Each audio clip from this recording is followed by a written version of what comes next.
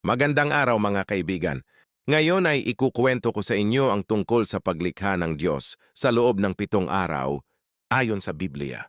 Ito ang simula ng lahat ng bagay na nakikita natin sa mundo. Unang araw, liwanag. Noong simula, walang laman at madilim ang lahat. Wala pang langit, wala pang lupa. Ngunit nagsalita ang Diyos.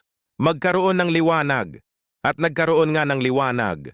Tinawag niya itong araw at ang dilim ay tinawag niyang gabi. Ito ang unang araw ng paglikha.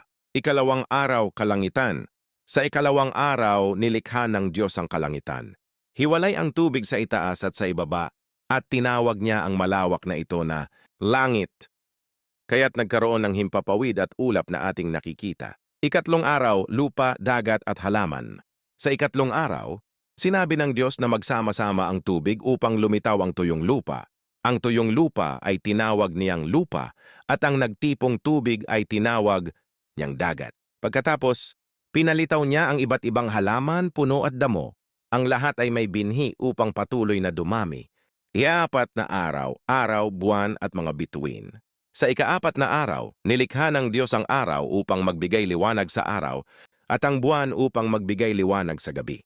Nilikha rin niya ang napakaraming bituin sa kalangitan. Ang lahat ng ito ay magsisilbing palatandaan ng panahon, araw at taon. Ikalimang araw, isda at ibon.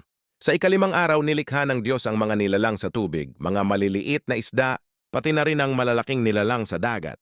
Pagkatapos, nilikha niya ang mga ibon na lilipad sa himpapawid. At sinabi ng Diyos, magpakarami kayo at punuin ang dagat at ang himpapawid. Ika-6 na araw, hayop at tao. Sa ika-6 na araw, nilikha ng Diyos ang lahat ng hayop sa lupa, mga baka, leon, aso, pusa at marami pang iba.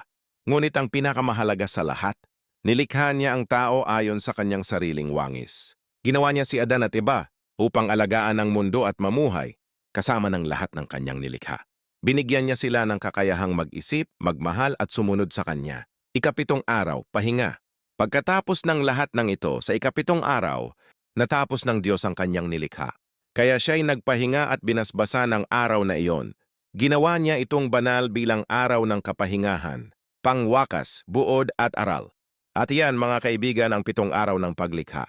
Sa loob lamang ng 7 araw, ginawa ng Diyos ang lahat, mula sa liwanag at langit, hanggang sa lupa, dagat, hayop at tao. Ang aral dito ay malinaw. Ang Diyos ang may likha ng lahat. Lahat ng bagay na ginawa niya ay mabuti. At ang tao ay nilikha upang mahalin ang Diyos at pangalagaan ang kanyang nilikha. Kaya mga kaibigan, tuwing makikita natin ang araw, buwan, bituin, dagat, halaman, o kahit ang ating